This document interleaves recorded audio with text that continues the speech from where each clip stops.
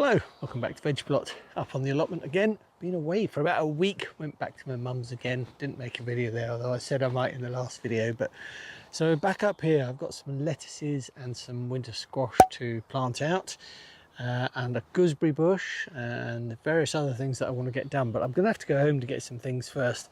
But first, before that, I wanted to show you this tree to see if there are any fruit tree experts out there, because I perhaps could do with your help or your advice. So I got these trees. Now this is a plum. This is on a pixie rootstock. It's got two types of plum grafted onto it, Victoria and something else, can't quite remember at the moment. But you can see this one, I think the camera's picking it up, it's slightly yellow. I'm not doing that so well. But this one is doing fine. In fact, I actually have a plum coming on it, a couple of plums. But I have a feeling I've had a couple of branches here die back completely now, and I've just snapped that one back. It's still a bit green. I've got to get the secateurs and prune this off properly. But I don't know if you can see here some sap coming out, which I think might be some form of bacterial canker or something. And I'm wondering if this part of the tree is dying off, because I had another branch around here which I pruned off a little while back, and that seems to be dried off and healing nice. But I've got one branch here which is growing green and lovely, but the rest, if you can see, is slightly yellowing. So if there are any fruit bush tree experts out there, especially the plums, do let me know. I haven't really pruned these back yet. I will be doing a prune back of the plum some point later on in July. I've got to shorten all the bits at the top there, but I'm wondering whether I actually need to take all this out or just wait and see. Take it down to just above here somewhere perhaps. I don't know.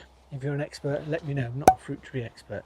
I've got the pear to prune as well, but we do actually have pears coming. I don't know if you can see them just here and some other places, but I think this is a winter prune, and they're quite young trees, so I'm not going to touch that one just at the moment. So yeah, not so happy about that. French beans and dwarf beans all doing lovely. We put them in last time in the last video, so I'm quite happy with them. I brought up a gooseberry bush. Now this was just a twig given to me by a company a while back. It was basically just looked like a dried dead twig. I potted it up and it's grown on nicely, so I'm going to it's quite thorny. I'm going to plant this up here somewhere, although I haven't decided where yet, and perhaps train the branches out. So got that one to do, and then we've got some winter squash to put out. Now these are Crown Prince, lovely beautiful blue skinned winter squash with a lovely orange flesh, and they last for ages. In fact, I've still got some at home, believe it or not. This is outrageous, which is a lettuce. So these I'm going to go in the ground, and a little gem, I think that's what these are. So these have been languishing at home at the back of the house, so I've got to get them sorted as soon as possible. Look at the flower bed. Isn't this looking lovely? Absolutely lovely. This Bonariensis coming here. We've got some daisies in there, all sorts of things coming up, so quite happy with that at the moment. Leeks doing great. Onions all beginning to bulb up really nicely. Sweet corn really getting the hang of it now, so I'm really pleased with them. I think the beetroot over there and so on, that's all doing lovely. I've got to get rid of this. This was I'll put it on the screen if I can remember, but I really never liked it. It's quite invasive, so I never put it in the ground and kept it in this tubs. But it, you know, it's just not enough moisture. I have to come up all the time, and it died back, so I can't be bothered with these, to be honest. So I've got some more squash there coming. I think we've had some birds up here. They've been nibbling back the French beans and things, but we do have some French beans coming, so I shall take some home today. I've got a few little ones here. But yeah, I think I can tell you where I know, because look at the footprints. I think it must be a pheasant. But yeah, we've had an awful lot of rain recently, and I think they've been in there nibbling bits. So yeah, got some radish to harvest. The runner beans are beginning to flower, which is great, so I'm hoping they'll be good. Cabbages are good. I've thinned out the leeks. I'm going to plant either side of them and leave those in for the moment, and these cauliflowers are all doing fine. So yeah, a few things to do today. I do want to get these lettuces in though, so I think we'll start there. As I said, we've been away for a few days, and we've had so much rain here. I don't know about you, where you are in the UK, but down in Cornwall it's been pouring down apparently. Because yeah, I had loads of plant trays and they were full of water, absolutely to the top. So I think everything was kind of drowning a bit really. That's why it looks a little bit worse for wear. And I've got lots more back at home to plant. So the lettuces I'm going to put under that netting there just to help protect them, and then the winter squash will go up where the leeks are. But yeah, I've got so many more to plant. I've got to create some more beds up here on the allotment. Right, let's just put these down here. And I think what we do, we've got a few little spaces just on the end here. So I'm just going to raise this netting, lift it over. Okay, let's get these in the ground. As I mentioned, these are outrageous. These seeds are from Lucy at She Grows Veg, and yeah, really amazing colour. Beautiful sort of pinky red, sort of, well, plummy colours too. So amazing. Anyway, I'm going to put them all into these spaces here, and yeah, just dig them in, and yeah, hopefully they'll do fine under this netting. I'm not quite sure what I'm going to do. The roots are looking okay. Not sure what I'm going to do with all of them because I haven't got any more bed space. Let's just get them in.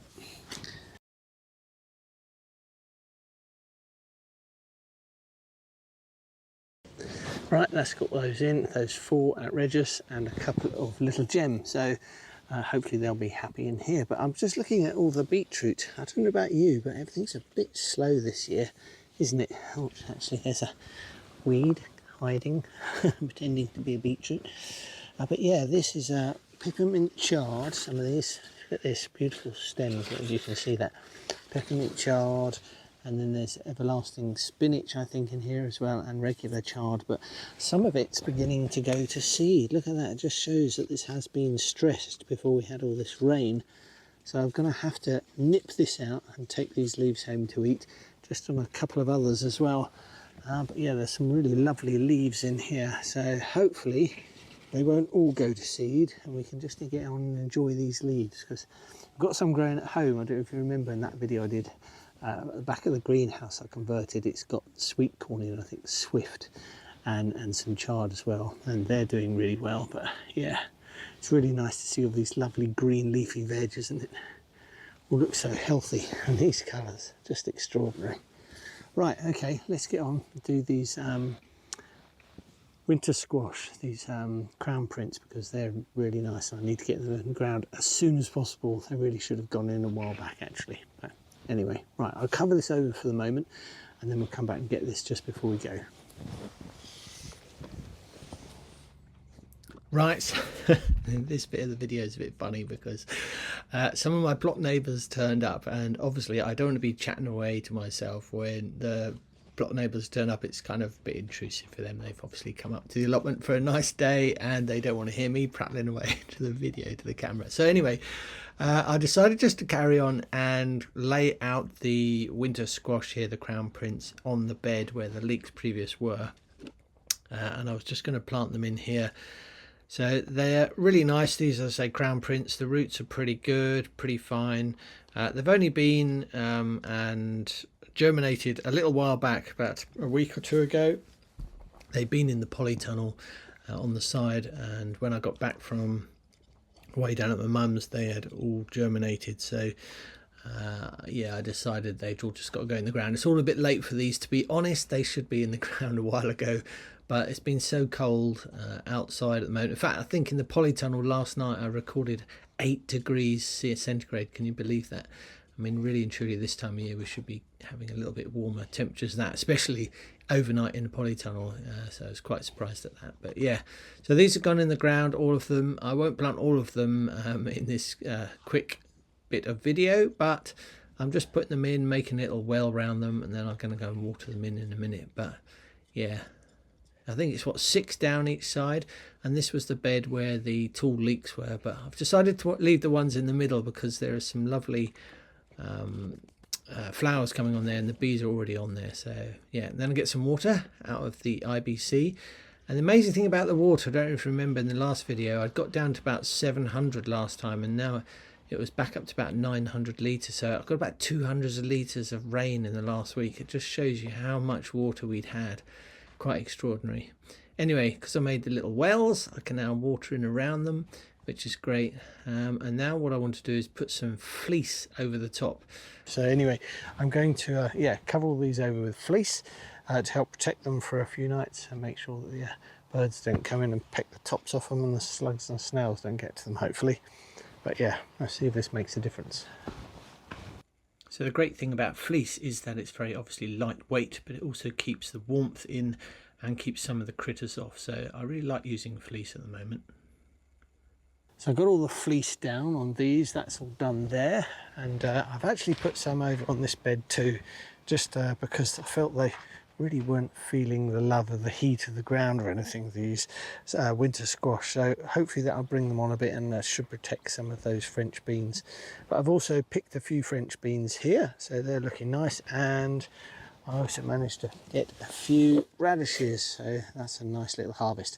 So I think now the last thing to do is to go and get some of this kale and spinach to take home. I'm just going to take some of these lovely big leaves from the outside, just snap them off. Look at that, isn't that a beauty? Lovely. Anyway, right, let's get a handful of that and then we shall have this for tea.